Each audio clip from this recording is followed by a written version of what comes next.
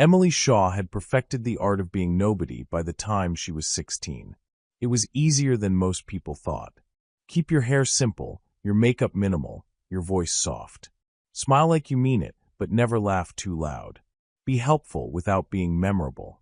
Move through spaces like furniture, necessary but unnoticed. At 24, she'd turned invisibility into a career. Rossi's fine dining was her stage, and she performed the same role 6 nights a week. The quiet waitress who never complained, never gossiped, never caused problems. The one managers loved because she picked up extra shifts and customers forgot the moment she left their table. Perfect. That's what Emily thought until the night Franco Ricci walked through the doors. Hello everyone. Before we start, make sure to like and subscribe to the channel, like the video and share with loved ones, and tell me in the comments where you're watching from and what time it is there. That way, YouTube will keep showing you stories just like this one. Now let's begin. The restaurant had a rhythm Emily had learned by heart. The 6 p.m. rush, the 8 p.m. lull, the late-night stragglers nursing expensive cognac. She could read the room like sheet music, anticipate needs before they arose, disappear before gratitude required a response. She was refilling water glasses when the temperature changed. It was hard to explain if you'd never felt it. That shift in atmosphere when someone truly dangerous entered a space. Not movie dangerous. Real dangerous. The kind that made smart people check exit routes and keep their heads down. Vincent, the maitre d', straightened his already perfect tie and moved toward the entrance with the kind of deference usually reserved for visiting dignitaries. Emily glanced up and saw him. He wore power like most men wear cologne, subtle but unmistakable. Mid-30s, Italian heritage written in every line of his face, dressed in a suit that cost more than her car. But it was the way he moved that caught her attention. Controlled. Deliberate. Like a man who'd learned long ago that wasted motion was wasted opportunity. Franco Ricci. Even his name sounded like expensive Italian leather. Beside him walked a woman who had to be his mother. Silver hair, emerald dress, the kind of elegant beauty that age refines rather than diminishes. She touched his arm occasionally, orienting herself to the space, and Emily realized. She was deaf. Emily watched her try to get a server's attention as they passed table 12. Her hands moved in subtle, practiced gestures. The server, Michael, smiled blankly and kept walking. Emily's chest tightened with familiar anger. Vincent appeared at her station. Table 12 needs service. Marcus just called in sick, so you're taking over his section. Vincent. They're VIPs, Emily. Very important that nothing goes wrong. His voice carried a warning she'd learned to recognize. The Riccis don't visit often, but when they do, we treat them like royalty. Understand? Emily understood more than he knew.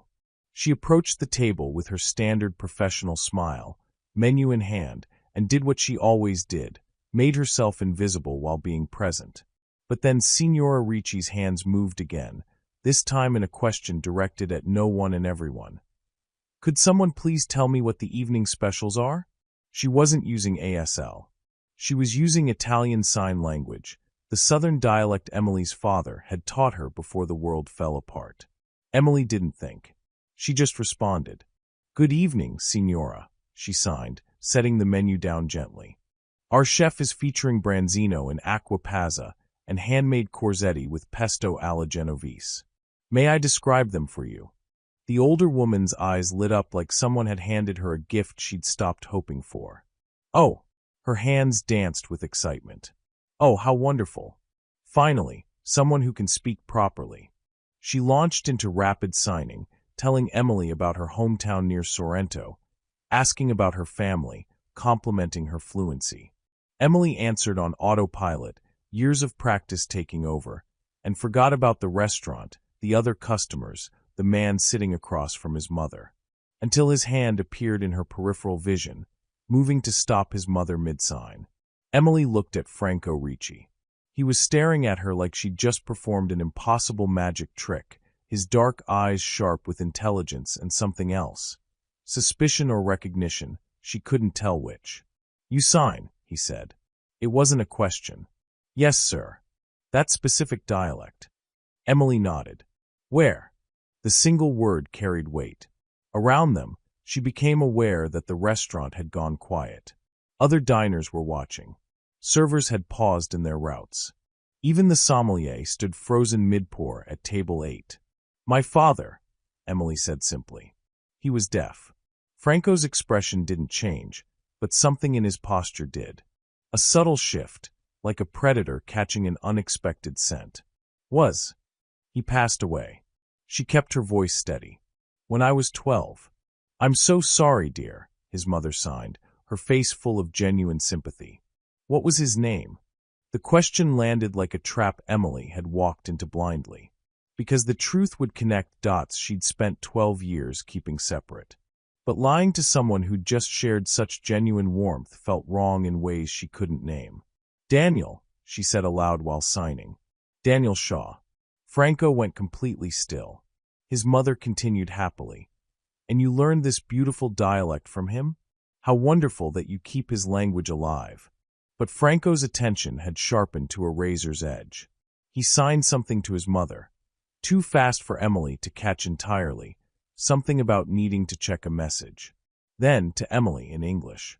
What's your last name? Shaw. Just Shaw. No middle name, no. Emily Rose Shaw, she said, holding his gaze even as her heart hammered. Is there a problem, Mr. Ricci? For a long moment, he simply studied her. Then, slowly, he reached into his jacket and pulled out his phone. His thumbs moved over the screen, and Emily saw him pause, his jaw tightening almost imperceptibly. Whatever he'd found, it meant something. No problem, he said finally, sliding the phone away. Just curious. It's rare to meet someone with your particular skill set. His mother, oblivious to the undercurrent, signed enthusiastically. Emily, you must join us for coffee after your shift. I have so many stories to share. And it's been years since I've had a proper conversation with someone who understands. Mama, Franco said softly, switching to sign, perhaps another time. I'm sure Emily has plans. I don't actually, Emily said before she could stop herself. What was she doing? I'd be honored, Signora. Franco's eyes met hers again, and this time there was no mistaking what she saw. Warning. Wonderful. His mother clapped her hands together. We'll wait for you. Don't rush, take your time. As Emily walked back to the service station, her hands were trembling, because she'd recognized the look on Franco Ricci's face. She'd seen it once before, in the eyes of the man who'd stood over her father's body 12 years ago and told 10-year-old Emily that some secrets were worth dying for, and that she should forget everything she'd seen. The coffee shop Franco chose was quiet, expensive, and nearly empty at 11 p.m. Emily sat across from him and his mother in a leather booth that probably cost more than her monthly rent, hands wrapped around a cappuccino she hadn't touched. Signora Ricci was animated, signing stories about her childhood in Sorrento, the lemon groves, and the way the Mediterranean looked at sunset.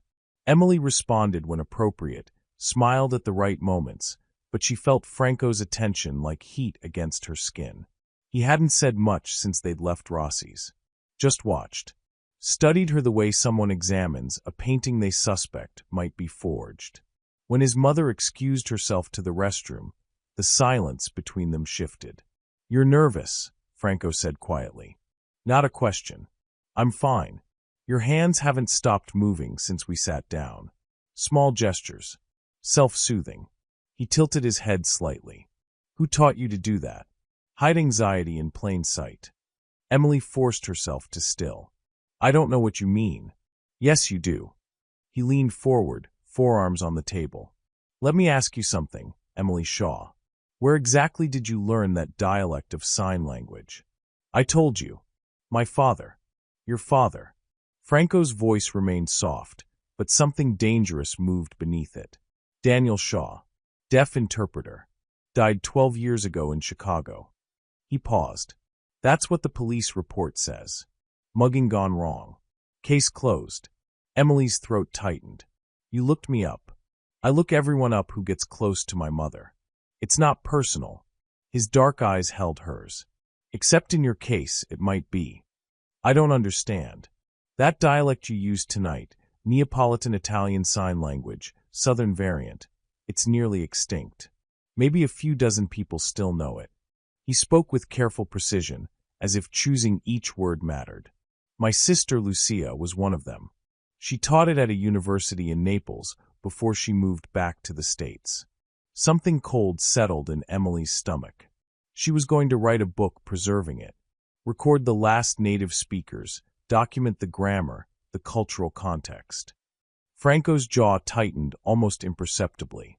She died before she could finish. 10 years ago. I'm sorry, Emily said softly, and meant it. Are you? His gaze never wavered. Because that dialect didn't die with her. Someone else knew it. Someone taught it to you with enough fluency that my mother, who grew up signing it, couldn't tell the difference. Emily's mind raced. Her father had taught her, yes. But he'd learned it from somewhere. Someone. He'd never said who. My father collected recordings, she said carefully. Old videos, teaching materials. He was obsessive about preserving dying languages. Was he obsessive? Or was he hiding something? The question landed like a physical blow. Before Emily could respond, Signora Ricci returned, signing cheerfully. I just had the loveliest conversation with the barista. She's learning ASL for her daughter. Isn't that wonderful? Franco switched seamlessly back to warmth, signing his agreement, asking his mother if she was ready to leave. But as they stood, the older woman took Emily's hands in hers. You remind me so much of my Lucia, she signed, her eyes bright with emotion.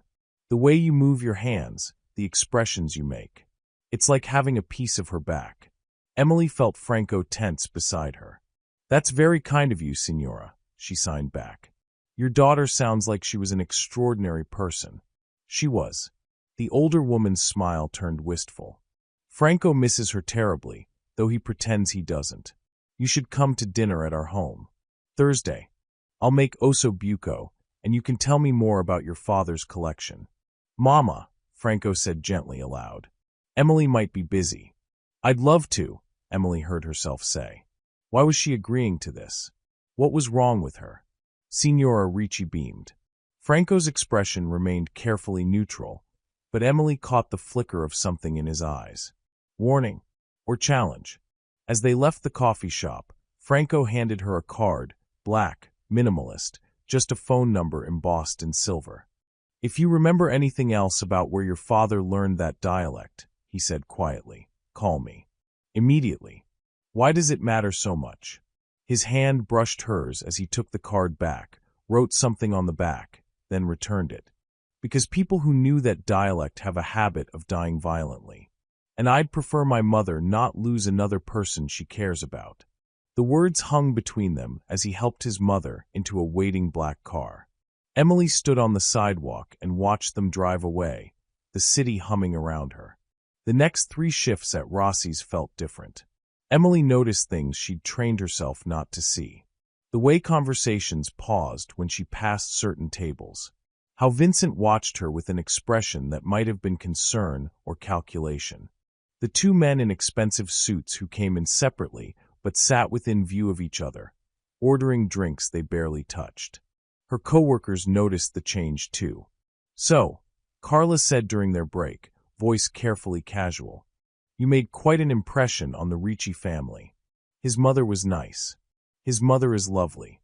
It's everyone else in that family you need to worry about. Carla lit a cigarette, even though they weren't supposed to smoke back here. You know what they say about the Riccis, right?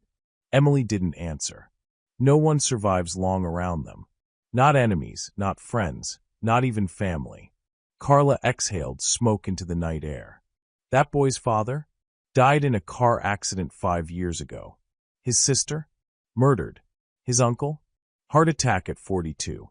His cousin? Disappeared. She ticked them off on her fingers like a grocery list. And those are just the relatives. You want to hear about the business partners? The lawyers? The accountants who ask too many questions? Carla, I'm just saying, sweetheart. You're sweet. You keep your head down. Don't let them pull you into whatever they've got going on. She stubbed out her cigarette. Franco Ricci might be gorgeous and rich and charming when he wants to be, but men like him? They're dangerous even when they're trying to be good. Emily thought about that as she finished her shift. About the way Franco had looked at her in the coffee shop, like she was a puzzle he needed to solve before she became a threat. About the warning in his voice when he'd said people who knew that dialect tended to die violently. At 2 a.m., she finally clocked out. The night manager, Rick, handed her an envelope with her name written in elegant script across the front. "Someone left this for you," he said. Delivery guy came by around midnight. Inside, she found a handwritten note on heavy cardstock. "Thank you for your kindness to my mother. She hasn't smiled like that in years. Please accept this as a token of our gratitude. Fr." Beneath it, 5 crisp $100 bills. Emily stared at the money, then at the note. The handwriting was controlled, precise, with just enough flourish to suggest education and old money. She ran her finger over the embossed initials at the bottom of the card. This was too much. Way too much for simply signing with someone at dinner. Unless it wasn't gratitude at all. Unless it was something else. A test. Or a payment. Or... Her phone buzzed. Unknown number. "My mother wants you to bring your father's recordings to dinner Thursday. Whatever you have. She's excited to see them. F." Emily's hands trembled as she typed back. "I don't have them anymore. Lost in a move years ago." The response came immediately. Convenient. Then, "Come anyway. 7 p.m. I'll send a car." She should say no. Should block the number, quit Rossi's, maybe leave Chicago entirely. Instead, she texted, "I can drive myself. The car is safer. Trust me." Emily shoved her phone in her pocket and pushed through the back door into the alley where she parked. The October air had turned cold. Her breath misted in front of her face as she walked toward her beat-up Honda, keys already in hand. That's when she noticed it. A black sedan, parked across the street. Engine off, headlights dark.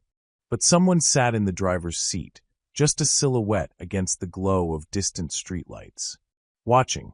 Emily's heart kicked into overdrive. She kept walking, forced herself not to run, got into her car with hands that shook so badly she dropped her keys twice. When she finally started the engine and pulled out of the alley, the sedan's headlights flicked on. It followed her home. Not close, never close enough to be obvious. But it was there at every turn, maintaining the same distance, disappearing only when she pulled into her apartment complex parking lot.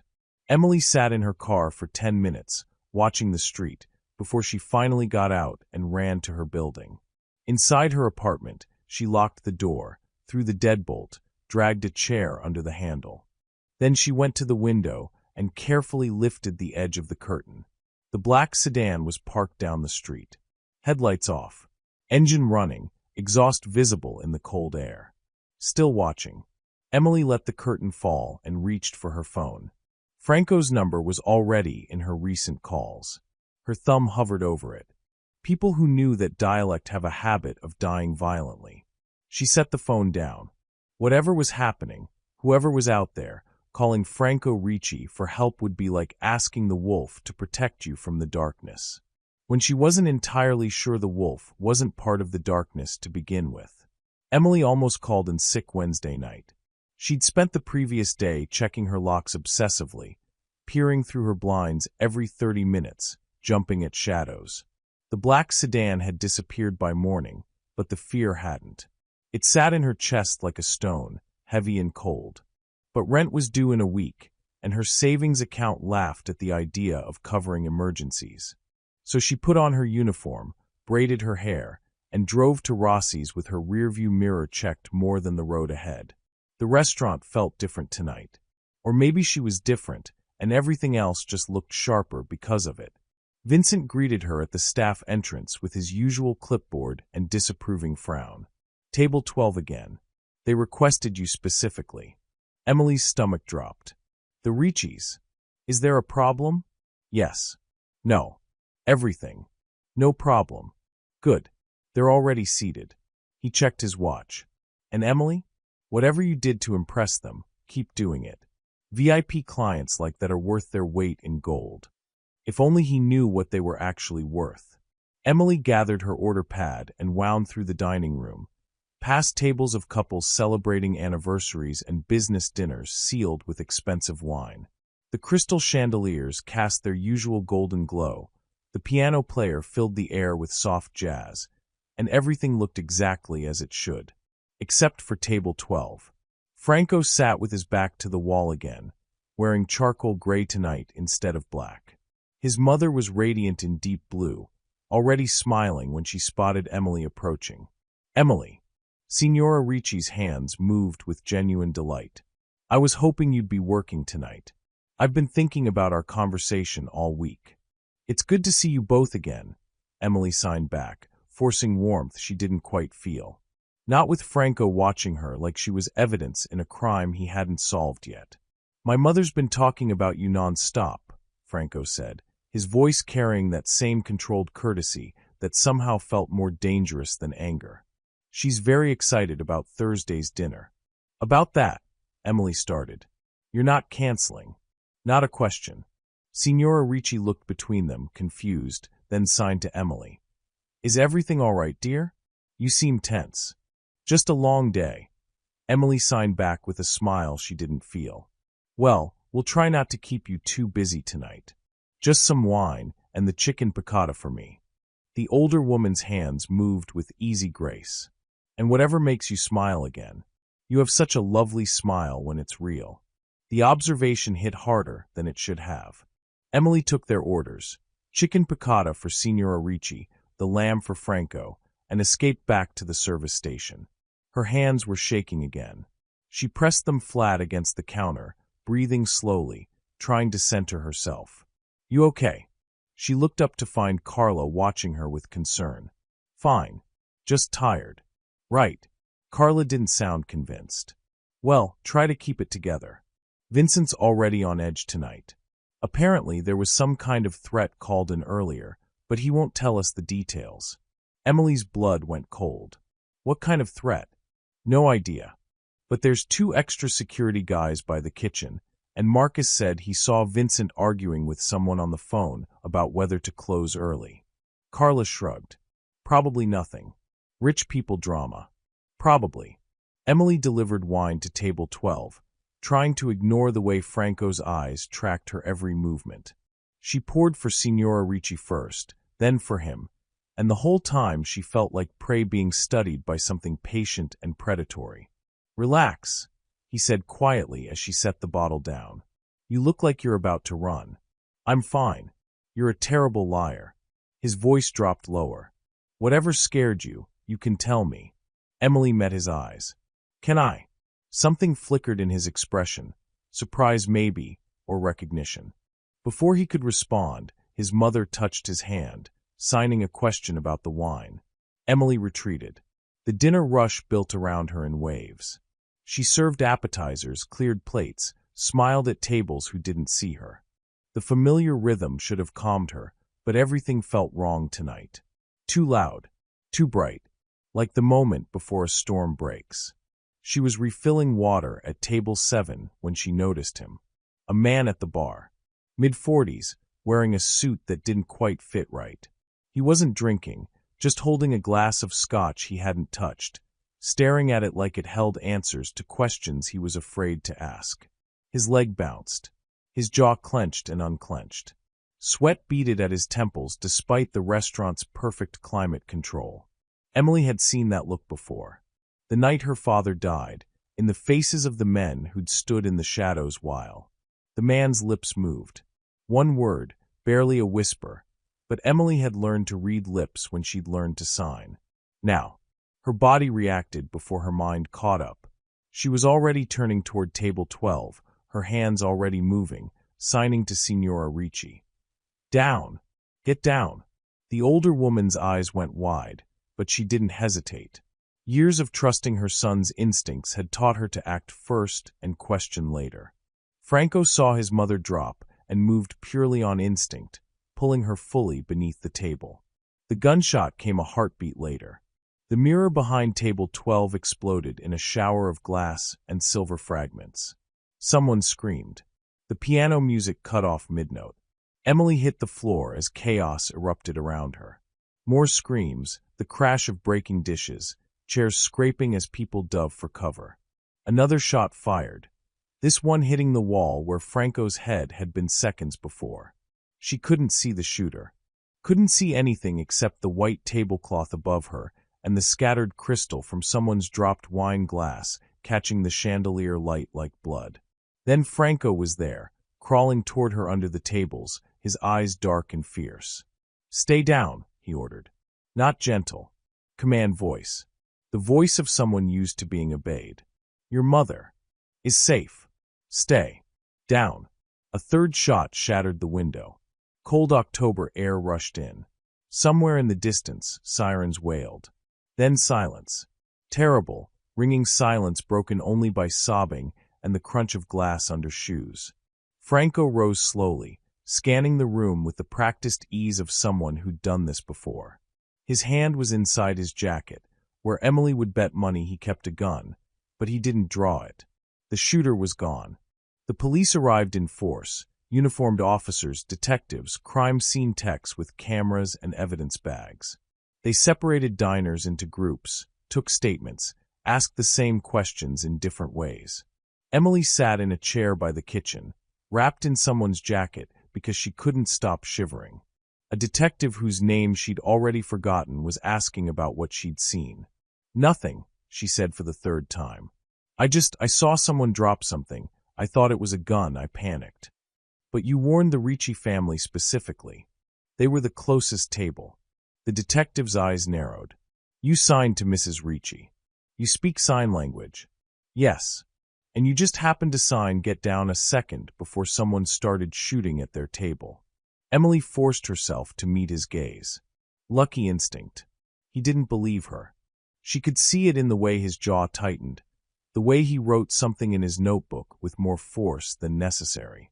Before he could press further, Vincent appeared, his face red with barely controlled anger. "Emily. My office. Now." The detective looked annoyed but stepped aside. Emily followed Vincent through the kitchen, past prep cooks who whispered and stared, into the cramped office that smelled of stale coffee and stress. Vincent slammed the door. "What the hell were you thinking?" He didn't shout. Somehow that was worse. Making a scene like that. Causing panic. "Do you have any idea what this does to the restaurant's reputation? Someone was shooting. Someone fired shots because of some gang nonsense that has nothing to do with us. And you turned it into a spectacle by screaming and throwing yourself on the floor like we're in some action movie." His hands clenched into fists. "I've gotten 3 calls from corporate in the last hour. 3. They're talking about closing us down for a safety review. I was trying to help. You were trying to be a hero, and you cost me everything." Vincent's voice finally rose. "You're done. Collect your things and get out." The words hit like a physical blow. "You're firing me? What did you expect? You're a liability. You." The office door opened without a knock. Franco Ricci stood in the doorway, and the temperature in the tiny room plummeted. "I believe there's been a misunderstanding," he said quietly. Vincent's anger drained into pale fear. "Mr. Ricci, I'm so sorry about what happened tonight. We take your safety very seriously." "Good." Franco stepped inside, and suddenly the office felt impossibly small. "Then you'll understand that Emily Shaw saved my mother's life tonight. She saw the threat before anyone else. She acted while everyone else froze." His dark eyes fixed on Vincent with surgical precision. "That makes her the only competent employee in this building." "Sir, I appreciate that, but protocol. Protocol says you protect your VIP clients at all costs." Franco's voice never rose, never hardened, but something lethal moved beneath it. "Emily is now under my family's protection. That means she keeps her job, she keeps her tips, and nobody questions her actions tonight. Is that understood?" Vincent swallowed hard. Yes. Of course. Understood. Excellent." Franco turned to Emily. "A word outside?"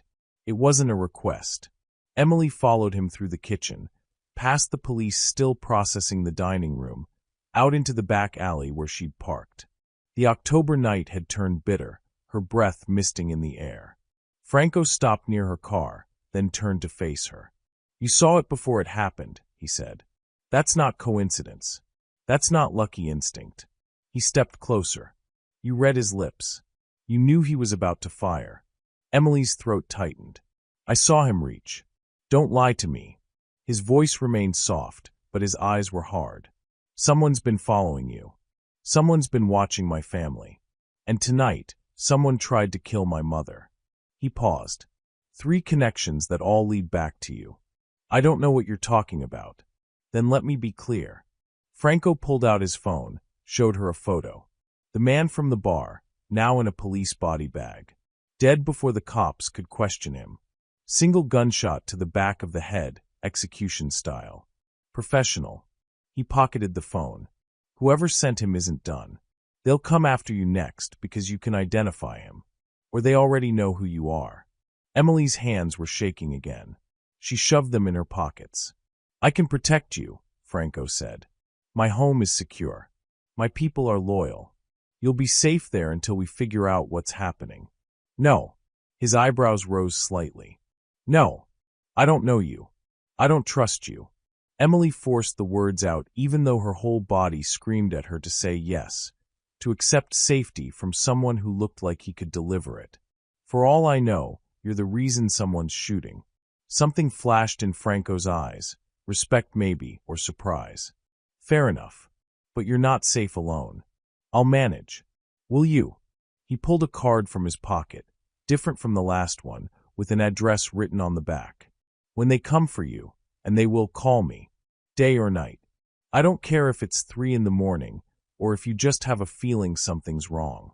Call." Emily took the card because refusing felt more dangerous than accepting. Franco stepped back, hands in his pockets, looking at her like he was memorizing her face. "My mother would never forgive me if something happened to you. So please, be smart." Then he walked away, leaving Emily alone in the alley with a pocket full of business cards and the taste of fear sharp on her tongue. She drove home checking her mirrors every 30 seconds. No black sedan. No obvious tails. But that didn't mean anything anymore. She'd learned tonight that danger didn't always announce itself. Sometimes it looked like a nervous man at a bar. Sometimes it wore expensive suits and called itself protection. Her apartment looked undisturbed. Same locks, same deadbolt, same chair she'd wedged under the door handle that morning. Emily moved through her nightly routine on autopilot. Shower, pajamas, tea she wouldn't drink. She sat on her couch in the dark, watching the street through a crack in the curtains, and tried to convince herself she'd be fine. At 2 a.m., her phone buzzed. Unknown number. You should have accepted his offer. Now it's too late. Emily's blood turned to ice. Another text.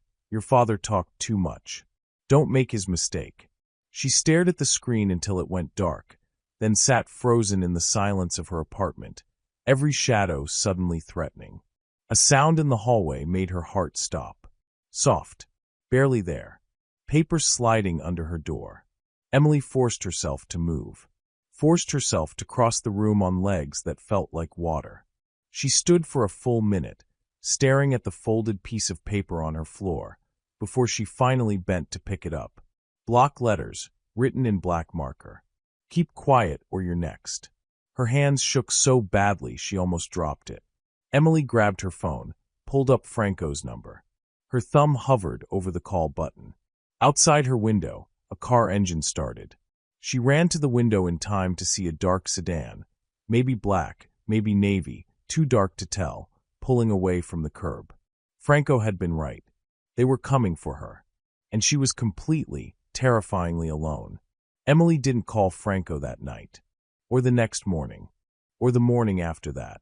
She went to work at Rossi's because not going felt like admitting defeat. Because routine was armor, and she'd worn it successfully for 12 years. Because the alternative was sitting in her apartment, staring at that note, waiting for the next threat to arrive. Thursday evening, she was setting up her section when she felt him before she saw him. Franco stood near the hostess stand, hands in the pockets of his black overcoat, looking like he'd walked straight out of a film about beautiful, dangerous men. His eyes found hers across the dining room, and there was no warmth in them, just cold assessment. He crossed the space between them with deliberate purpose. "You didn't call," he said quietly. "I'm fine. You're not." His gaze traveled over her face, cataloging details she couldn't hide. The shadows under her eyes from 2 nights without real sleep. The way her hands trembled slightly as she gripped her order pad. "Get your things. You're coming with me." "I'm working." "Not anymore." He glanced toward Vincent, who stood near the bar watching them with poorly concealed anxiety. "Your manager and I have already discussed it. You're taking a few days off. Paid." Emily's jaw tightened. "You can't just." "I can, and I did." Franco's voice remained soft, but steel ran through it. "We can do this easy, or we can do this in front of your coworkers. Your choice." She wanted to refuse. Wanted to tell him to leave, that she didn't need his protection or his money or whatever game he was playing. But her apartment had been quiet last night. Too quiet. The kind of quiet that made every sound feel like a threat. And this morning, she'd found a new scratch on her car door, thin, deliberate, shaped almost like a warning. "Fine," she said. "Let me get my coat." Franco's car was exactly what she'd expected. Black, sleek, expensive enough that Emily was afraid to touch anything. A driver she didn't recognize held the door open, his face professionally blank. They drove in silence through downtown Chicago, the city lights blurring past the tinted windows. Emily watched the streets she knew disappear behind them, replaced by neighborhoods where buildings rose like glass monuments to wealth. The penthouse was on the 40th floor of a building that probably cost more per month than Emily would earn in her lifetime.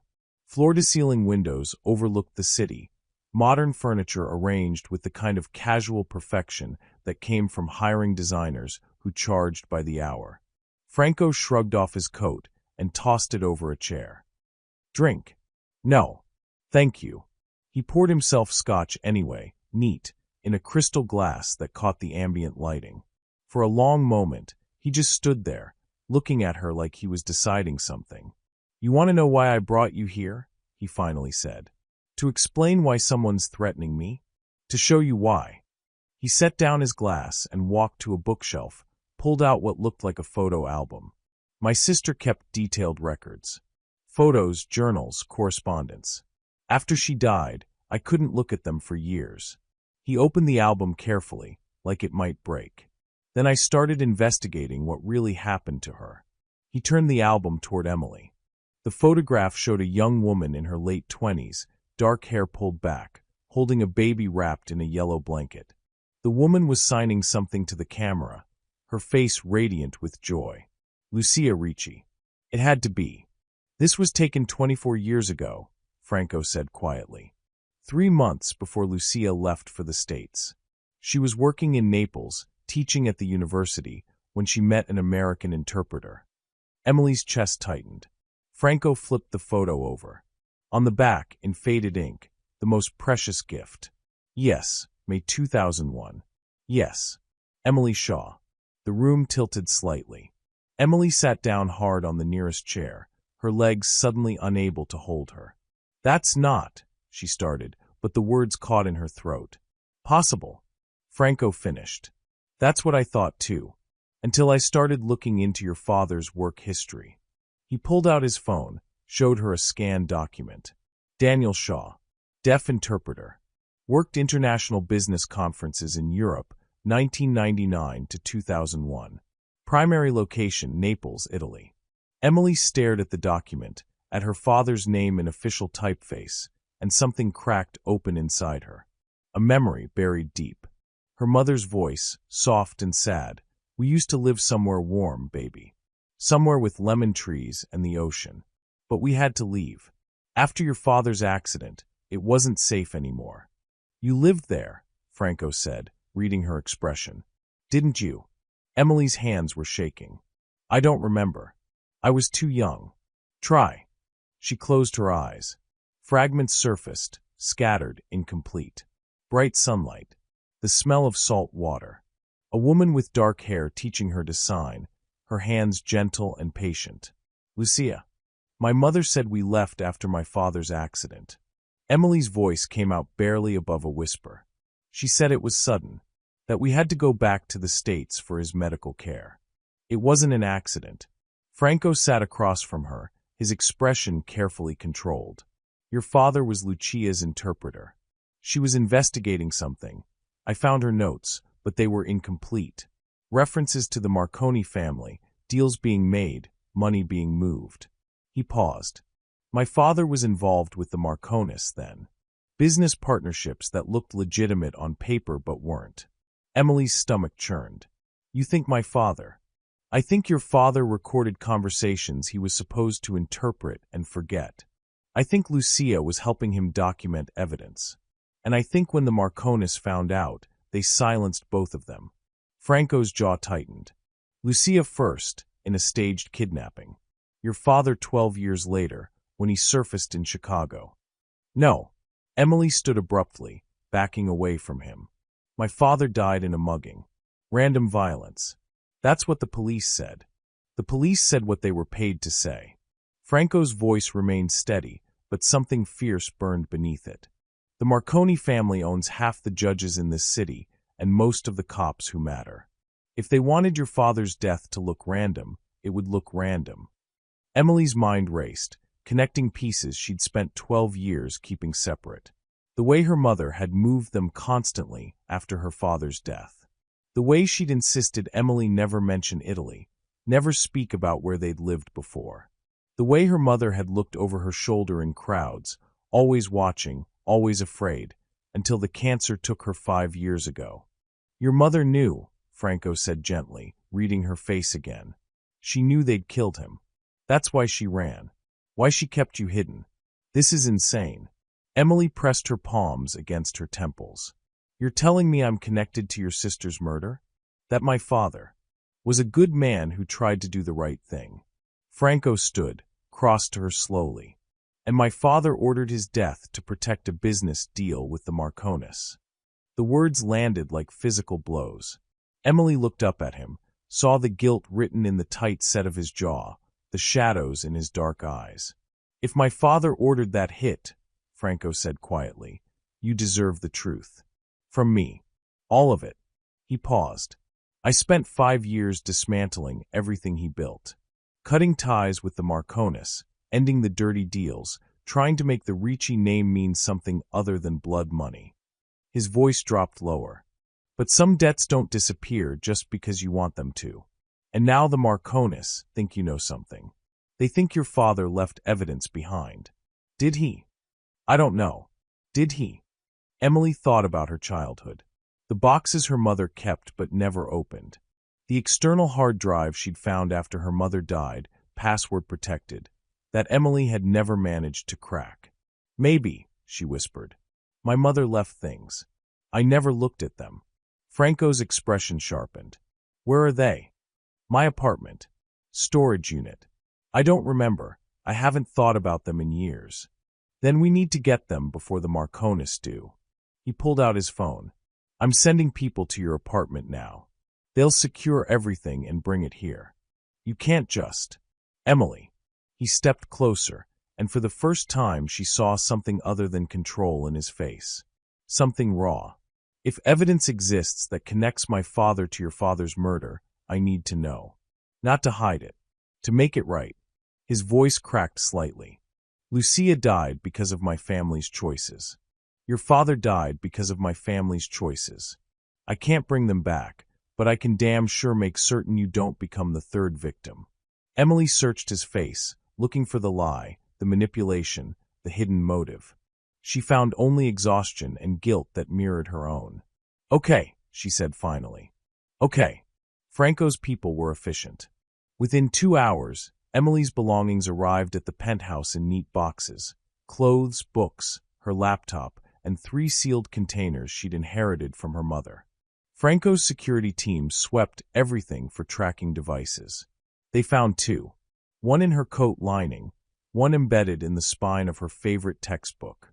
Emily stared at them, tiny, innocuous pieces of technology that meant someone had been in her apartment.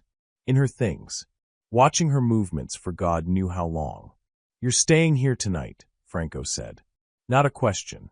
Guest room is down the hall. Anything you need, ask. Emily nodded numbly. She went to the guest room, elegant, impersonal, safe, and sat on the bed with her mother's boxes. Inside the first, photo albums from Italy. Pictures of her as a baby, her father smiling, a dark-haired woman she now recognized as Lucia making silly faces at the camera. Inside the second, her father's old sign language textbooks, margins filled with notes in his careful handwriting. Inside the third, the external hard drive, and a letter sealed, with Emily's name written in her mother's shaking script. My darling girl, if you're reading this, I'm gone. I'm sorry I never told you the truth. I'm sorry I made you live in fear of shadows you didn't understand. Your father loved you more than life itself. He died protecting you. The drive contains his final recordings. Whatever you choose to do with them, know that I'm proud of you. You were always braver than both of us. Love, Mom. Emily sat in the expensive silence of Franco Ricci's guest room, holding her mother's last words, and finally let herself cry. The next morning, Emily woke to sunlight streaming through unfamiliar windows and the smell of coffee. She found Franco in the kitchen, dressed casually in dark jeans and a fitted shirt, looking more human than he had in his suits. My people called, he said, sliding a cup toward her. Your apartment was broken into last night. Tossed completely. They took everything related to sign language, textbooks, notes, your father's old materials. His expression darkened. They're looking for the same thing we are. Emily wrapped her hands around the warm cup. The recordings. Yes. Franco leaned against the counter. Which means we're running out of time. Whatever your father documented, the Marconis want it buried. Permanently. Emily thought about her mother's letter. About her father's courage. About Lucia's smile in those faded photographs. Then let's find it, she said. Let's find out what they died for. Franco met her eyes, and something shifted between them. Not trust. Not yet. But the beginning of it. Together, he said. Emily nodded. Together. The countryside villa sat 2 hours outside Chicago, hidden behind iron gates and ancient oak trees that had witnessed generations of Ricci secrets. Emily watched it appear through the car window like something from another era. Stone walls softened by ivy, terracotta roof tiles, gardens that sprawled toward distant hills. My grandfather built it in the 1950s, Franco said from beside her. He wanted somewhere that felt like the old country. Somewhere safe. Safe. The word felt fragile as spun glass. Signora Ricci had arrived an hour earlier in a separate car with 2 of Franco's security team. She met them at the entrance, her face lighting up when she saw Emily. Oh good, you brought her, she signed, pulling Emily into an embrace that smelled of lavender and expensive perfume.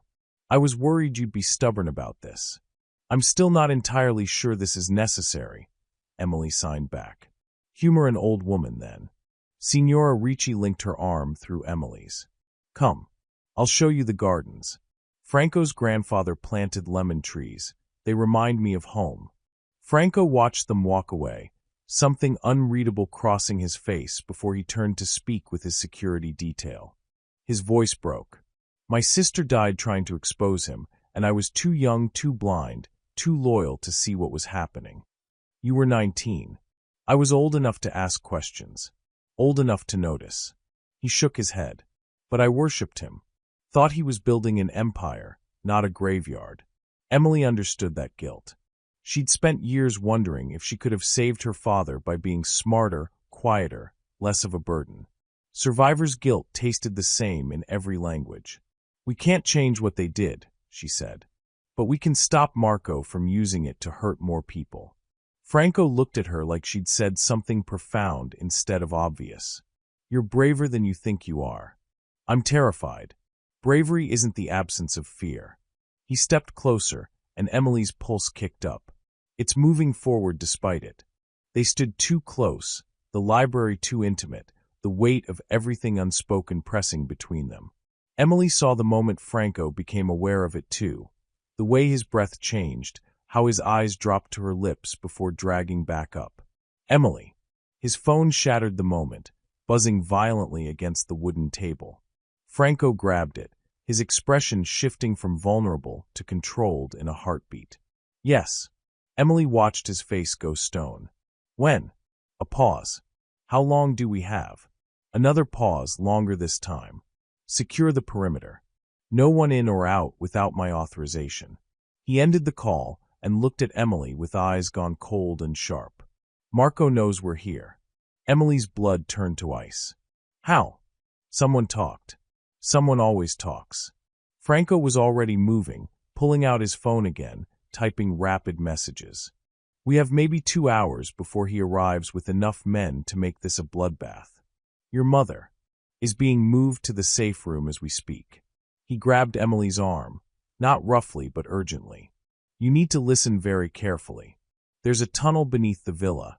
It leads to a cottage half a mile away. My driver will take you from there to a secure location. What about you? I'll handle Marco. That's not an answer. Emily pulled her arm free. If you're staying, I'm staying. Emily, this isn't a negotiation. You're right. It's not. She held his gaze. Because I'm not running while you play hero. Not after everything you just said about your father's legacy.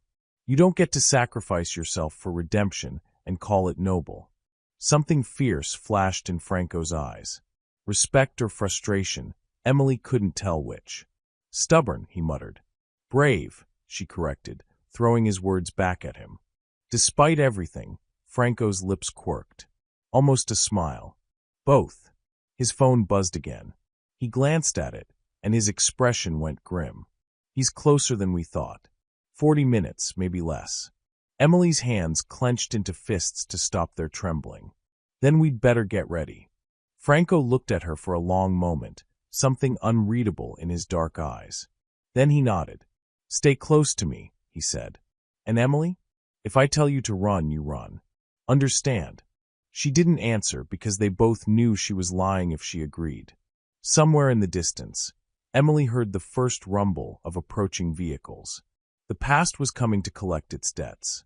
And she and Franco were all that stood between Marco Vanetti and the truth that had already cost too many lives. They didn't wait for Marco to arrive.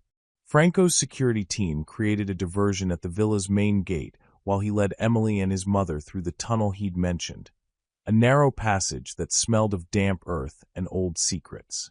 They emerged in a stone cottage hidden by overgrown hedges, where 2 cars waited with engines running. Where are we going? Emily asked as Franco helped his mother into the first vehicle. Somewhere Marco won't expect. His jaw was set, eyes scanning the darkness. Somewhere I should have thought of from the beginning. The drive back to Chicago felt longer than 2 hours. Emily sat in the back with Signora Ricci, who seemed remarkably calm for someone fleeing armed men. The older woman's hands moved in the dim light from passing street lamps. You're wondering how I can be so peaceful, she signed. Emily nodded. Because I've been preparing for this night for 24 years. Signora Ricci's smile was sad but steady. Since the day they took my daughter from me and told me it was an accident. I knew then that truth has a way of surfacing, no matter how deep you bury it. You knew what really happened to Lucia. A mother always knows. Her hands trembled slightly. But knowing and proving are different things. I've been waiting for someone brave enough to help me prove it. Emily glanced toward Franco in the passenger seat, his profile sharp against the city lights beginning to appear on the horizon. He doesn't know you know, Emily signed. He spent 5 years trying to protect me from the truth. Let him believe he's succeeding. Signora Ricci patted Emily's hand. Men need to feel useful, even when women are the ones holding everything together. The townhouse was in Lincoln Park, sandwiched between brownstones that had probably housed Chicago families for generations. Nondescript, elegant, forgettable, the perfect hiding place. Franco's remaining security team swept the building while Emily helped Signora Ricci inside. The interior was furnished but impersonal, like a property kept for emergencies but never lived in. Safe house, Franco explained, locking the door behind them. Bought under a shell company 5 years ago. Marco doesn't know it exists. You're sure? Emily asked. I'm not sure of anything anymore. He pulled out his phone, typed something, then powered it down completely. But it's the best option we have. They gathered in the living room, Emily, Franco, his mother, and 2 security guards whose names Emily hadn't caught. Franco spread papers across the coffee table, photographs, documents, copies of Lucia's research. She was close to something, he said, pointing to a series of dates circled in red. These meetings, they line up with major Marconi operations. Drug shipments, money laundering, contract killings. His fingers stopped on one entry. And this, 2 weeks before she died. Emily leaned forward. The entry was in Italian, but she recognized the words, Il bambino e la prova. La verità è nascosta con il guardiano. The child is the proof, she translated slowly. The truth is hidden with the guardian. Franco's expression darkened. She knew. Even then, she knew you were the evidence that could destroy them. Signora Ricci's hands moved sharply, getting their attention. Keep reading. There's more. Emily flipped through pages of Lucia's journal, studying the cramped handwriting, the margin notes in multiple languages. Then she found it, an entry from 3 days before Lucia's death. If anything happens, the child's guardian will hide the flash drive under the altar of St. Agnes. Daniel knows where. He'll protect her and the truth, even if it costs him everything. God forgive me for what I've asked of him. Emily's hands went numb. St. Agnes, Franco said quietly. The church in Little Italy. It's been closed for years, structural damage, funding issues. He looked at Emily. Did your father ever mention it? Emily thought back, searching through memories that felt like looking through fog. Then something surfaced, her father taking her to a church when she was young, maybe 7 or 8. She'd been bored, playing with her doll while he knelt before the altar for what felt like hours. He took me there once, she whispered. I didn't understand why. We weren't religious. Franco was already standing. Then that's where we go. St. Agnes stood dark and hollow at 2 a.m., its Gothic facade crumbling at the edges. Chain-link fencing surrounded the property, warning signs promising prosecution for trespassing. Franco cut through the fence with bolt cutters like he'd done it 100 times before. Maybe he had. Stay close, he told Emily, then signed the same to his mother, who'd insisted on coming despite his protests. They entered through a side door, its lock long since broken by vandals or the homeless seeking shelter. Inside, the church felt cavernous, moonlight streaming through broken stained glass to paint the floor in fragments of colored light. Emily's footsteps echoed on cracked marble as they moved toward the altar. The space smelled of decay and pigeon droppings, nothing like the sacred place she vaguely remembered. The altar's probably sealed, Franco said, examining the structure. Stone, built into the foundation. We'll need. No. Emily knelt, running her hands along the base. Her father had taught her to see what others missed, to feel for inconsistencies. There, a slight gap between 2 stones. She pressed, and something clicked. A small compartment opened, hidden for over a decade. Inside, wrapped in oilcloth, a flash drive and a folded letter. Emily's hands shook as she unfolded the paper. Her father's handwriting. My dearest Emily, if you're reading this, I'm gone. I'm sorry I couldn't protect you the way I wanted to. The flash drive contains everything Lucia recorded. Every meeting, every deal, every murder your mother and I witnessed while working for the Ricci family. We thought we were helping legitimate business. By the time we understood what we were really documenting, it was too late to walk away. Lucia died trying to expose them. I hid you to keep you safe. The man who helps you find this, trust him. He's not his father. Love always, Dad. Emily couldn't breathe. Couldn't think past the roaring in her ears. Franco took the flash drive carefully, like it might explode. We need to leave. Now. Touching, really. The voice came from the shadows near the entrance. Emily's blood turned to ice as a man stepped into the moonlight. Late 30s, expensive suit, smile that promised violence.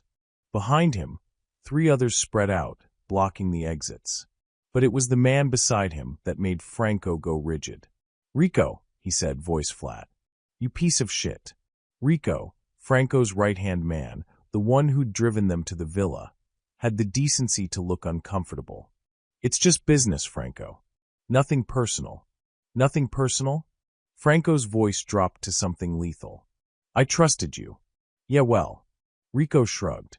Marco pays better. And he's building something real, not trying to pretend the Ricci name was ever anything but blood money. The first man, Marco Vanetti, Emily realized, stepped closer. The flash drive, Franco. And the girl. Hand them over, and your mother lives. Simple transaction.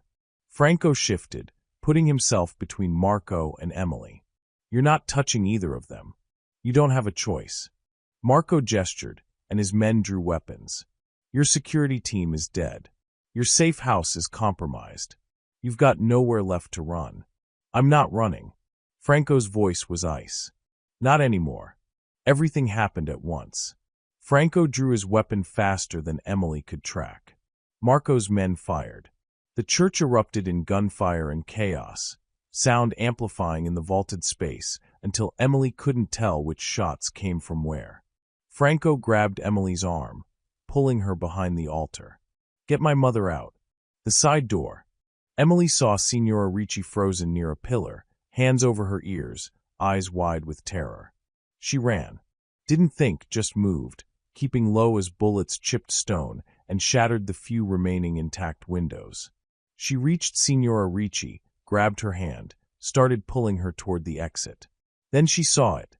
One of Marco's men, gun raised, aimed not at Franco but at the older woman's back. The anger in his eyes said this wasn't about business anymore. This was revenge. Emily didn't hesitate. She threw herself at Signora Ricci, knocking them both sideways as the bullet passed through the space where the older woman's heart had been a second before. They hit the floor hard. Emily felt the impact reverberate through her bones, heard Signora Ricci's sharp exhale. But they were alive. They were. Franco was there suddenly, weapon raised, firing 3 precise shots. The gunman dropped. Go! Franco shouted. Now! Emily hauled Signora Ricci up, half carrying her toward the side exit.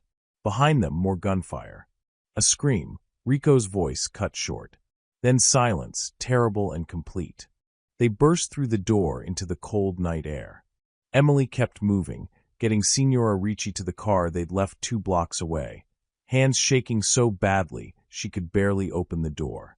Franco, the older woman, signed frantically. He's coming. Emily signed back, praying it was true. He's coming. Minutes passed like hours. Emily watched the church entrance, willing Franco to appear. Then he did, emerging from the darkness, limping slightly, blood on his jacket sleeve. His face was a mask of controlled fury and exhaustion. He slid into the driver's seat, started the engine without a word. Rico? Emily asked quietly. Dead, along with 2 of Marco's men. Franco's jaw clenched. Marco got away, vanished like the coward he is. The villa felt like stepping into a different world. High ceilings, hand-painted tiles, furniture that had probably been in the family for decades. Emily's guest room overlooked the gardens, with French doors that opened onto a small balcony. You'll be comfortable here, Signora Ricci signed, smoothing the coverlet on the bed. And safe. Franco is very good at keeping people safe. She paused, her hands moving more slowly. Even when he blames himself for putting them in danger in the first place. Emily studied the older woman's face. You know what's happening, don't you? Why we're really here. I know my son carries ghosts. Signora Ricci's hands were graceful, deliberate. And I know you remind me of my daughter in ways that make my heart ache. She touched Emily's cheek gently. But I also know that some things are meant to be discovered, even when they hurt. Before Emily could respond, Signora Ricci smiled and signed. Come, let me teach you something Lucia would have loved. They spent the afternoon in the garden pavilion, a small structure with open sides and climbing roses that filled the air with perfume. Signora Ricci produced a leather-bound notebook, its pages filled with hand-drawn diagrams of signs. These are old, she signed, opening to a page marked with a faded ribbon. Before standardized sign language, Each region in Italy had its own dialect. Within those dialects, families had private signs, ways to communicate secrets in plain sight. Emily leaned forward, fascinated despite the situation. The drawings showed subtle variations of common signs, a slight change in hand position, a different facial expression, an added movement that transformed meaning. This one, Signora Ricci demonstrated, her hands moving through what looked like the standard sign for family, but with a small twist at the end. It means blood oath in the old way. And this, another sign, seemingly innocuous, means hidden truth. Why are you showing me this? Because knowledge is armor, dear girl. The older woman's eyes held depths Emily hadn't noticed before.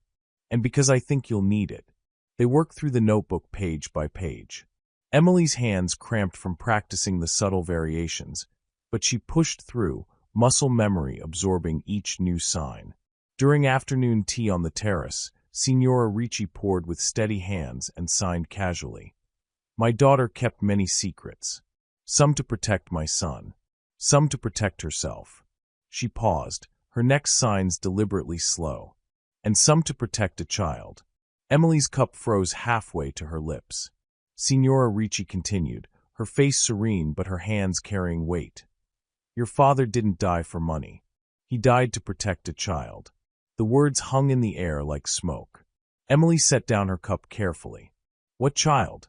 But Signora Ricci was already rising, signing something about checking on dinner preparations, leaving Emily alone with the implications settling over her like cold water. A child, protected at the cost of her father's life.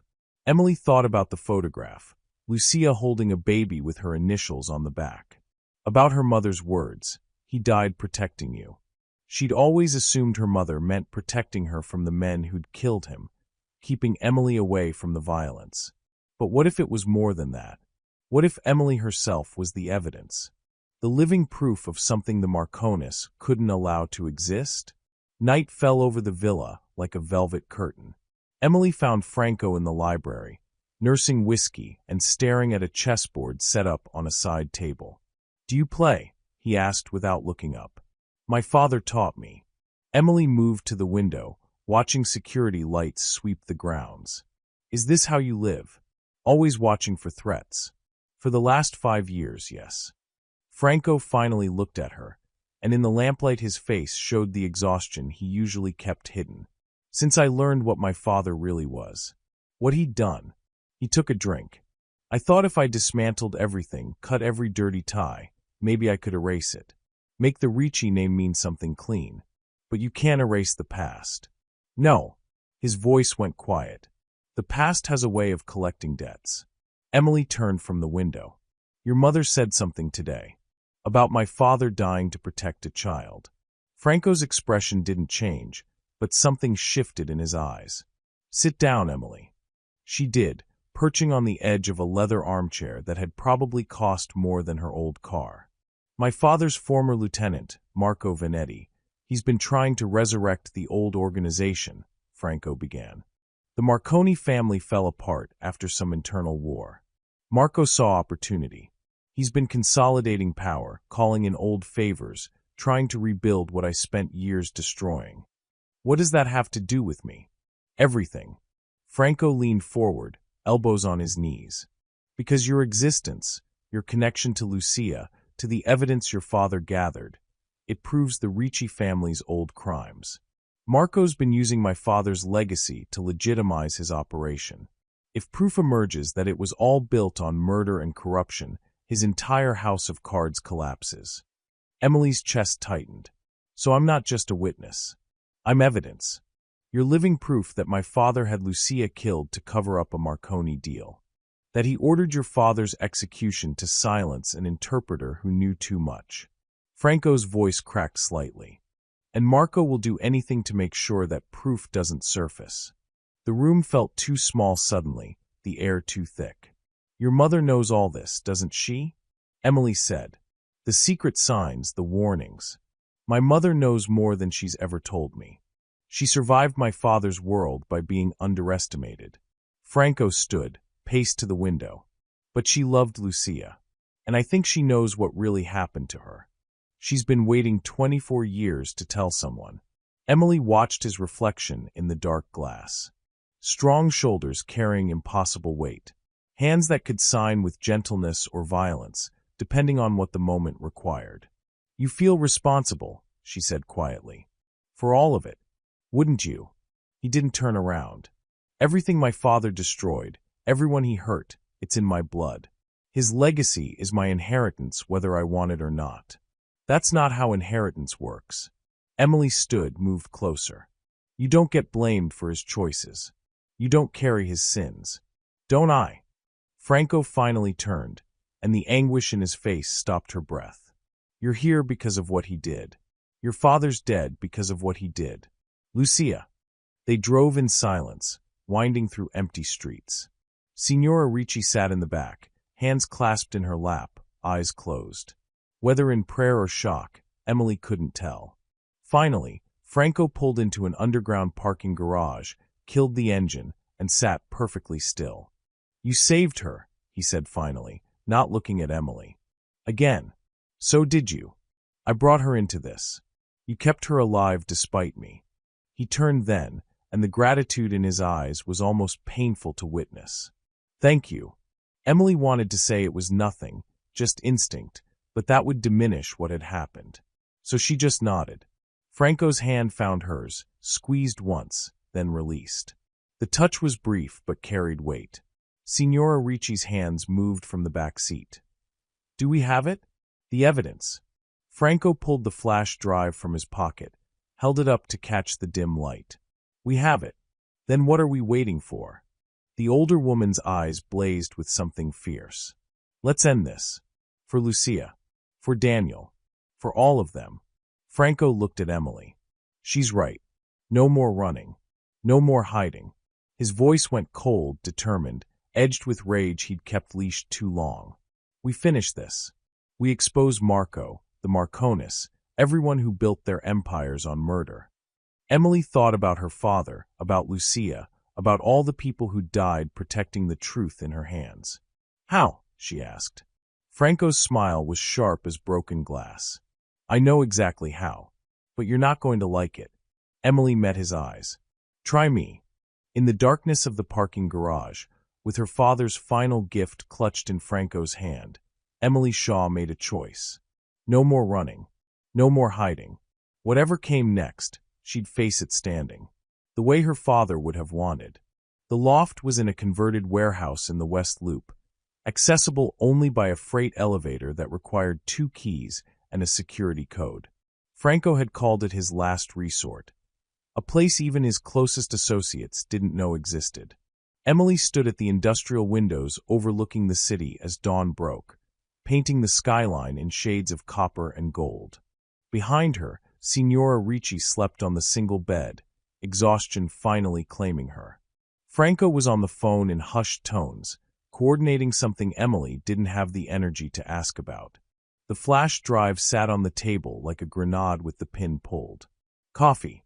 Franco appeared at her elbow, 2 mugs in hand. Emily took one gratefully. "Thank you." They stood in silence, watching the city wake. Somewhere down there, Marco was planning his next move. Somewhere, people were going about ordinary lives, unaware that the evidence to topple a criminal empire was sitting in a warehouse loft. "I need to watch them," Emily said finally. "The videos. Whatever my father recorded." Franco nodded slowly. "I'll set up the laptop." "But Emily," he paused. "Some things, once you see them, you can't unsee. I've been running from ghosts my whole life." She met his eyes. "It's time I faced them." The first video was dated March 2001. Her father's face filled the screen, younger than Emily remembered, with the same gentle eyes and careful hands. He signed as he spoke, his voice translated by subtitles Lucia must have added. Recording number 1. Conference meeting, Ricci Marconi distribution deal. Naples. The camera panned to show a conference room. Emily recognized Franco's father from photographs, distinguished, cold-eyed, commanding. Beside him sat men in expensive suits, their faces hard with the kind of authority that came from violence. Her father interpreted while they spoke. Business language masking ugly truths. Shipment routes that meant drug trafficking, distribution networks that meant organized crime, contract negotiations that meant murder for hire. Emily watched video after video, her father's steady presence in each one, translating words that would eventually cost him his life. Then Lucia appeared on screen. She was beautiful, dark hair, Franco's eyes, a smile that held both warmth and fierce intelligence. She signed to the camera. "These recordings will be enough. Daniel and I have documented everything. Once we turn this over to the authorities, both families will fall. The children will be safe." The children, plural. Emily's chest tightened. The next video showed Lucia holding a baby. Emily recognized herself from the photograph, wrapped in that same yellow blanket. "This is Emily Shaw," Lucia signed to the camera, her face radiant. "Daniel's daughter. My goddaughter. She's 6 months old today, and she's perfect." Her expression turned serious. "If anything happens to me, if they find out what we're doing, Daniel will take her and disappear. He's promised. She'll grow up safe, away from all this blood money and corruption." Franco stood behind Emily now. She felt him there, silent, witnessing his sister's ghost. "She loved you," Emily whispered. "She loved everyone too much." His voice cracked. "It got her killed." The final video was dated 2 weeks before Lucia's death. Her father appeared on screen, signing urgently. "They know. Franco's father knows about the recordings. Lucia's been compromised. I'm taking Emily and leaving tonight. If anyone finds this, if my daughter finds this, know that we tried. We tried to do the right thing." The screen went black. Emily sat frozen, tears streaming down her face. Beside her, Franco's shoulders shook with silent grief. "I'm sorry," he finally said, voice raw. "God, Emily, I'm so sorry. You didn't. My father ordered their deaths. My blood. My name." He turned to face her, and Emily saw tears cutting tracks down his face. "Everything you've suffered, everyone you've lost, it's because of what he built. What I inherited. Franco, let me say this." He knelt in front of her, taking her hands in his. "I can't undo what he did. I can't bring them back. But I swear to you," his voice broke, "I swear I'll spend the rest of my life making it right. Destroying what he built. Exposing every lie, every crime, every—" Emily pressed her fingers to his lips, stopping the words. "You're not your father," she said firmly. "You're not responsible for his sins. You've spent 5 years trying to dismantle his empire. You've protected me. Her own voice cracked. "You've given me answers I've needed for 12 years. Franco's hands came up to cup her face, thumbs brushing away tears. "You're extraordinary. You know that. I'm terrified." "This is Emily Shaw," Lucia signed to the camera, her face radiant. "Daniel's daughter. My goddaughter. She's 6 months old today, and she's perfect." Her expression turned serious. "If anything happens to me, if they find out what we're doing, Daniel will take her and disappear. He's promised. She'll grow up safe, away from all this blood money and corruption." Franco stood behind Emily now. She felt him there, silent, witnessing his sister's ghost. "She loved you," Emily whispered. "She loved everyone too much." His voice cracked. "It got her killed." The final video was dated 2 weeks before Lucia's death. Her father appeared on screen, signing urgently. "They know. Franco's father knows about the recordings. Lucia's been compromised. I'm taking Emily and leaving tonight. If anyone finds this, if my daughter finds this, know that we tried. We tried to do the right thing." The screen went black. Emily sat frozen, tears streaming down her face. Beside her, Franco's shoulders shook with silent grief. "I'm sorry," he finally said, voice raw. "God, Emily, I'm so sorry. You didn't. My father ordered their deaths. My blood. My name." He turned to face her, and Emily saw tears cutting tracks down his face. "Everything you've suffered, everyone you've lost, it's because of what he built. What I inherited. Franco, let me say this." He knelt in front of her, taking her hands in his. "I can't undo what he did. I can't bring them back.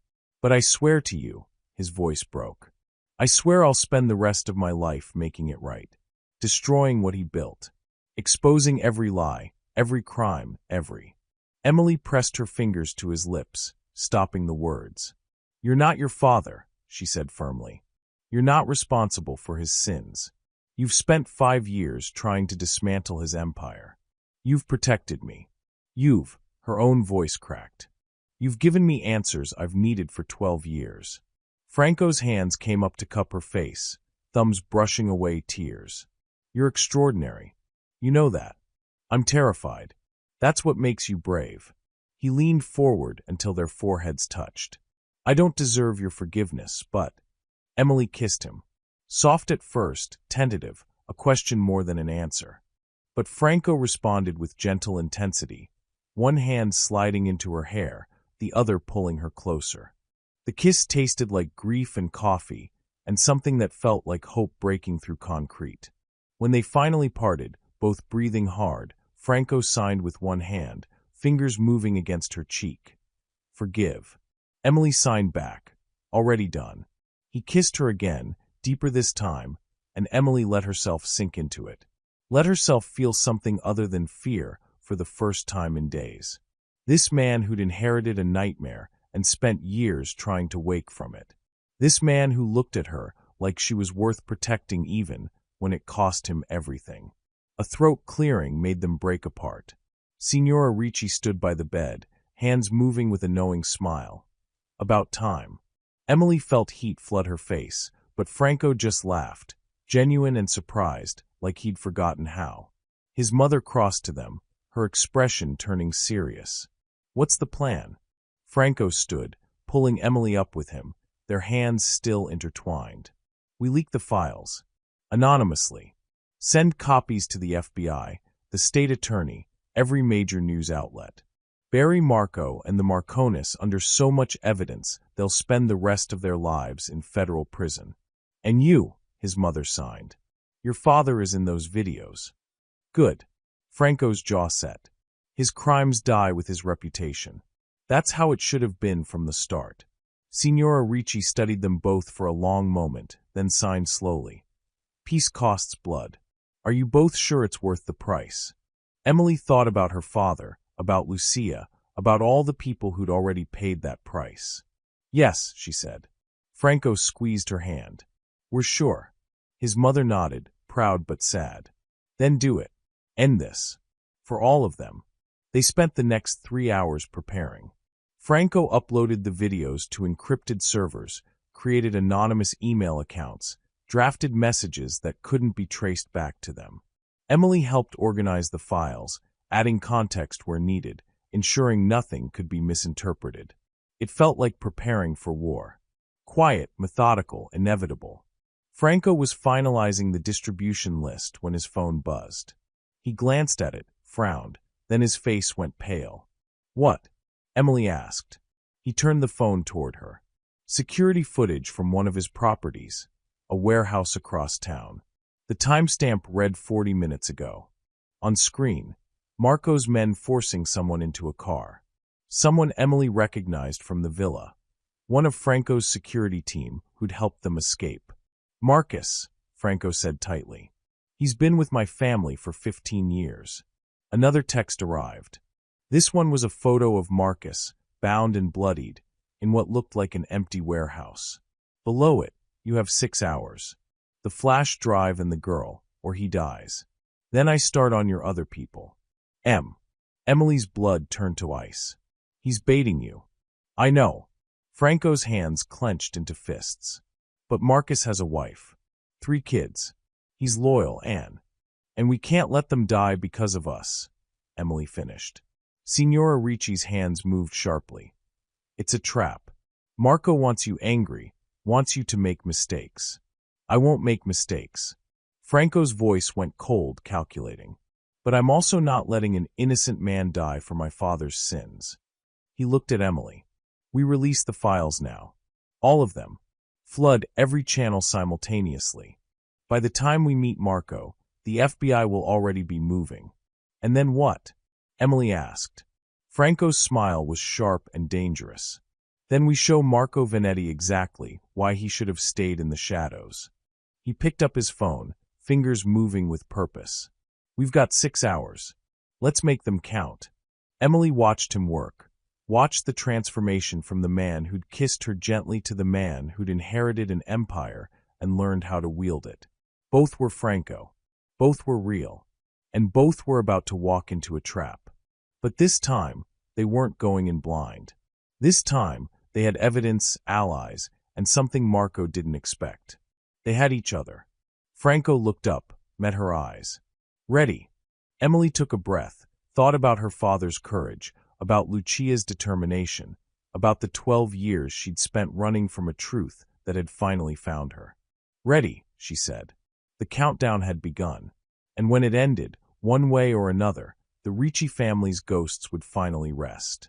The industrial docks sprawled along Lake Michigan like abandoned monuments to Chicago's manufacturing past. Shipping containers stacked in rusting towers, cranes frozen mid-reach against the night sky, water lapping at concrete pilings with rhythmic indifference. Franco stood at the designated meeting point, Pier 47, beneath a broken streetlight that cast everything in shadow. Emily watched from behind a container 30 yards away, phone in hand, recording everything. Her other hand trembled as she held it steady. In the loft across the city, Signora Ricci watched the live feed on Franco's laptop, seeing everything Emily saw through the camera.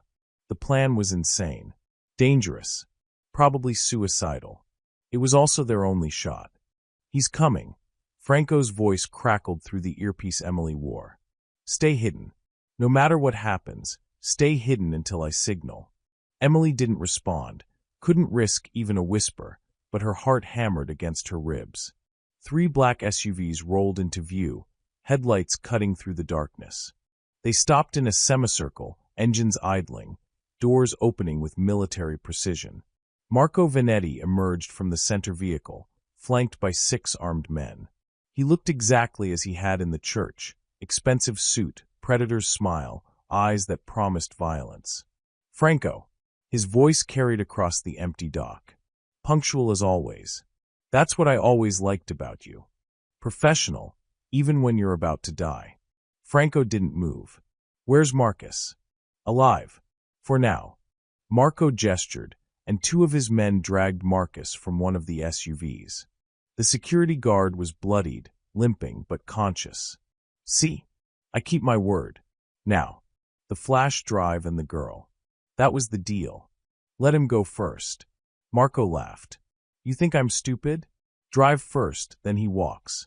Then maybe, I let you leave with your life. We both know that's a lie. Yeah. Marco's smile widened. We do, but it's polite to pretend. Emily's finger hovered over the record button on her phone. Franco had explained it carefully. Marco's ego would be his downfall. Let him talk. Let him confess. Let him think he'd won before pulling the trap. Franco pulled the flash drive from his pocket, held it up so the headlights caught it. Everything's here. My father's crimes. The Marconi deals. Your involvement in the cartel shipments. All of it. Good. Marco stepped closer. Been looking for that for a long time. Your sister was a problem, Shaw's interpreter was a problem, and now you're a problem. Family tradition, I guess. Ricci's never could mind their own business. My father knew what you were, Franco said quietly. Before he died, he told me you'd try to rebuild what he'd torn down. Your father was weak. Marco's voice dripped contempt. He built an empire, then got a conscience. Started talking about going legitimate and protecting the family name. He spat. Family name was built on blood. Can't wash that off with charity galas and good PR. Emily's hands moved, signing Marco's words for the camera. Across the city, Signora Ricci would be watching, understanding, witnessing. You killed Lucia, Franco said. Not a question. Your father ordered it. I just made it look like a kidnapping gone wrong. Marco shrugged. She was going to expose everything. Your old man couldn't have that. Bad for business. And Daniel Shaw? That deaf interpreter? Waited 12 years, but yeah.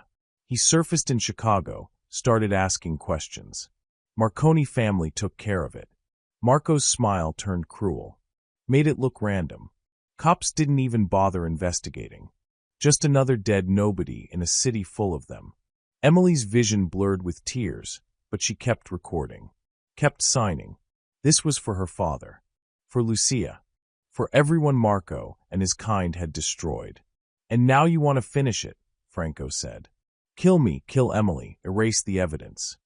Not just you. Marco's voice went colder. Your mother too. Can't have any Ricci's left to make trouble. And that deaf bitch knows too much anyway. Always did. Your father should have gotten rid of her years ago. Something snapped inside Emily. She stepped out from behind the container, phone raised, still recording. Emily, no. Franco's voice sharp with panic. But Emily was done hiding. Done running. Done letting men like Marco treat lives like business transactions. Her hands moved in deliberate, clear sign language, her voice strong as she spoke each word aloud while signing. Marco Vanetti just confessed to murdering Lucia Ricci. Her hands flew through the signs. To ordering Daniel Shaw's execution. More signs, precise, damning. To conspiracy with the Marconi cartel.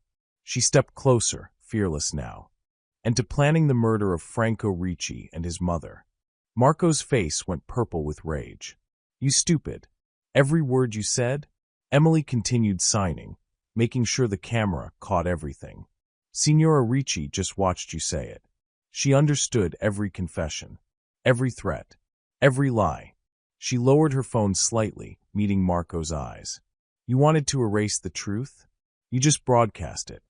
For 1 second, Marco stood frozen. Then his hand went for his gun. Franco moved faster. The shot caught Marco in the shoulder, spinning him backward. His men opened fire immediately, muzzle flashes lighting the dock like strobe lights. Franco was already moving, grabbing Emily, pulling her back toward the containers. Run! Emily ran, but Franco was suddenly stumbling.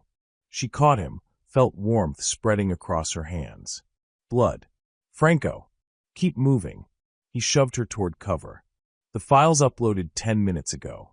FBI's already. Another shot. Franco's body jerked, and he went down hard. Emily screamed.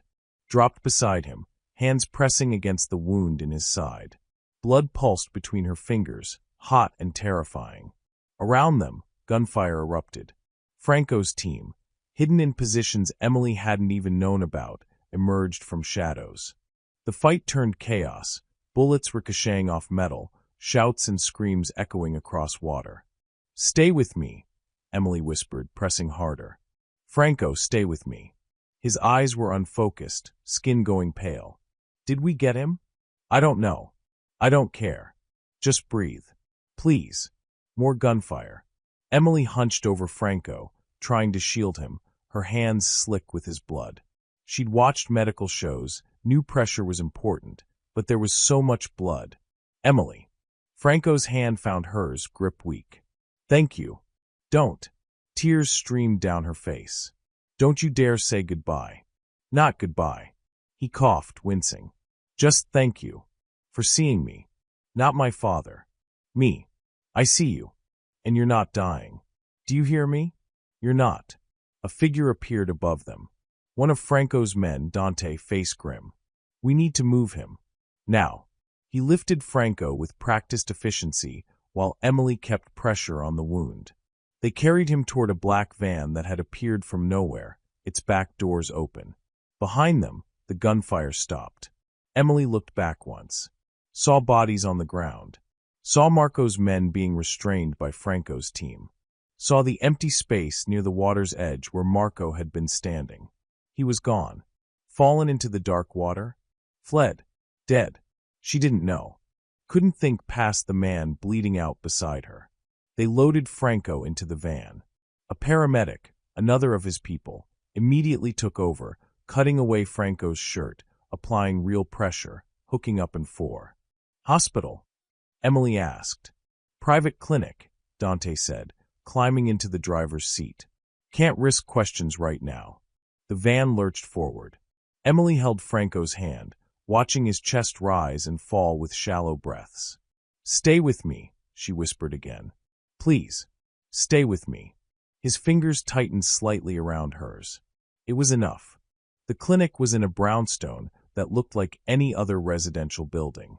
Inside, it was state-of-the-art medical equipment operated by people who'd learned not to ask questions. They took Franco immediately, leaving Emily in a waiting room that smelled of antiseptic and old fear. She sat with Franco's blood drying on her hands, replaying everything. Marco's confession, the gunfire, Franco falling, the weight of his body as they'd carried him. The phone in her pocket buzzed. Signora Ricci, is he alive? Emily typed back, surgery. I don't know yet. 3 dots appeared then.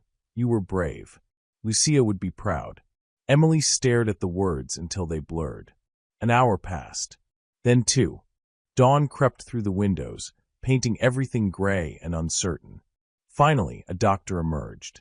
Young woman, tired eyes, blood on her scrubs. He's stable, she said. Bullet missed major organs, but he lost a lot of blood. Next 24 hours are critical. Can I see him? The doctor hesitated, then nodded. Briefly. Franco lay in a private room, connected to machines that beeped steadily. His skin was still too pale, but his chest rose and fell with more strength than before. Emily pulled a chair to his bedside, took his hand carefully. The files went public, she said quietly, not sure if he could hear. FBI raided the Marconi properties an hour ago. News is calling it the biggest organized crime bust in Chicago history. She squeezed his hand gently. You did it. You brought them down. His eyes fluttered but didn't open. Marco got away, she continued. But they'll find him. And even if they don't, he's finished. No credibility, no allies, nowhere to hide. Still no response. Emily leaned forward, resting her forehead against their joined hands. So you have to wake up. Because I didn't survive all this just to lose you now. The machines beeped steadily. Outside, the city moved on, oblivious to the war that had just ended in the shadows. Emily sat vigil, holding the hand of a man who'd inherited his father's sins and spent 5 years trying to burn them away. And she waited for him to come back to her. 6 weeks later, autumn had surrendered to early winter. The countryside villa looked different in daylight, without the shadow of fear hanging over it. The gardens had gone dormant, but someone, Signora Ricci probably, had planted winter pansies that added splashes of purple and gold against the frost. Emily stood on the terrace, watching construction crews work on the new building rising beside the main house. The Lucia Project, the sign would read when it was finished. A school for the deaf. A sanctuary for those escaping organized crime. A living memorial to everyone who'd paid the price for truth. You're supposed to be resting. Franco's voice came from behind her. Emily turned to find him standing in the doorway, still moving carefully, one hand pressed to his side where the bullet had torn through. 6 weeks of healing had brought color back to his face, strength back to his body, but the scar would remain. A permanent reminder of the night everything had ended and begun. So are you, she countered. I got bored. He crossed to her slowly, and Emily resisted the urge to help him. He'd made it clear weeks ago that he needed to heal on his own terms. The physical therapist says I'm being stubbornly resistant to proper recovery protocols. Shocking. Franco's laugh was soft. Marco's body washed up yesterday. Chicago PD identified him this morning. Emily had known it was coming. The news reports had been speculating for weeks, but hearing it confirmed still sent a chill through her. How do you feel? Relieved. Guilty for feeling relieved. He leaned against the terrace railing. He was my father's best friend once. Before everything got twisted, he made his choices. We all did. Franco's gaze drifted to the construction site. Strange, isn't it? How quickly empires fall. My father spent 40 years building his legacy. I tore it down in 6 weeks. You redirected it, Emily corrected. There's a difference. The Ricci fortune, what was left after federal seizures and legal fees, had been restructured entirely. Legitimate businesses remained legitimate. Everything else had been liquidated, the money flowing into the Lucia Project and similar foundations. The Ricci name would mean something different now. Something clean. Mama wants you to run the education programs, Franco said. Full-time, once the building's complete. Good salary, benefits, the whole thing. Emily had expected the offer. Had been preparing her answer for weeks. I'm not qualified. You're the most qualified person I know. Franco turned to face her fully. You understand silence. You understand fear. You understand what it means to hide who you are just to survive. His hand found hers. That's exactly who should be running programs for people trying to rebuild their lives. Emily looked at their joined hands, remembering the first night in the restaurant when he'd been nothing but danger and mystery. So much had changed. So much had stayed exactly the same. Okay, she said. Yes, I'll do it. Franco's smile was genuine, reaching his eyes in a way it hadn't 6 weeks ago. Good. Mama will be insufferable about being right. 2 days later, Emily stood at her father's grave for the first time since the funeral 12 years ago. The cemetery was quiet, covered in a thin layer of snow that made everything look peaceful. Daniel Shaw, the headstone read, Beloved Father, rest in peace. Franco stood beside her, a silent presence offering support without words. Emily knelt, brushing snow from the base of the stone. Hi, Dad, she whispered. Sorry it took me so long. The wind moved through bare trees, carrying the sound away.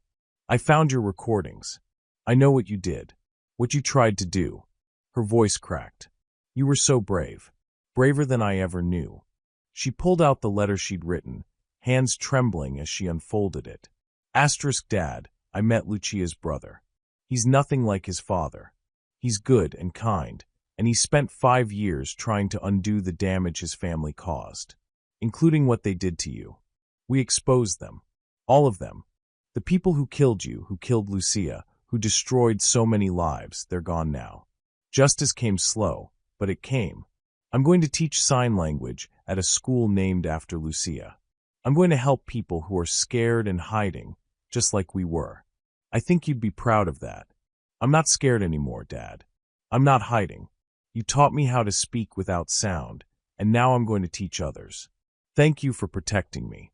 Thank you for loving me enough to die for the truth. I love you. Always. Emily Rose Shawrichi *. She placed the letter beneath a stone, the hyphenated name catching the winter light.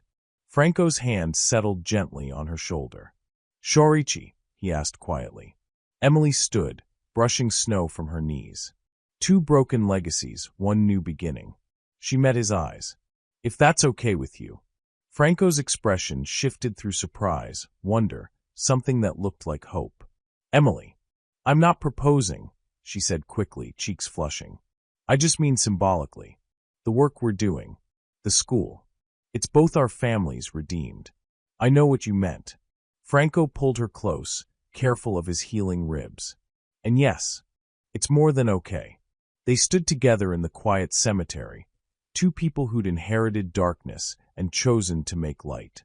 The Lucia Project opened its doors on a crisp December morning, 3 months after the dock showdown. The building was beautiful, modern accessibility features blended with warm, welcoming design. Classrooms with perfect lighting for sign language. Common areas where students could gather without fear. Offices where social workers helped survivors navigate new lives. Signora Ricci taught the advanced sign language classes, her face radiant as she moved through familiar gestures, sharing the dialect her daughter had loved. She wore purple, Lucia's favorite color, and her hands danced with stories of the old country, the old ways, the language that had survived centuries. Emily ran the education programs, coordinating tutors, arranging job training, helping students, deaf and hearing both, find their voices in whatever form they took. On opening day, 30 students filled the main classroom. Some deaf, some hearing, all carrying stories of survival.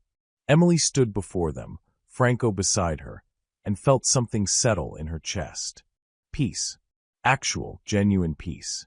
Welcome, she signed and spoke simultaneously, to the Lucia Project. This is a place where silence is understood, not feared. Where your past doesn't define your future. Where you're safe to become whoever you're meant to be. The students watched, some signing back their gratitude, others simply smiling. Signora Ricci approached, her hands moving with pride. My daughter would have loved this. Would have loved you both. Franco signed back. We're doing this for her. For all of them. His mother's eyes shimmered. I know. That's why it matters. As the first class began, Signora Ricci teaching basic conversational signs, Franco took Emily's hand and led her to the windows overlooking the garden.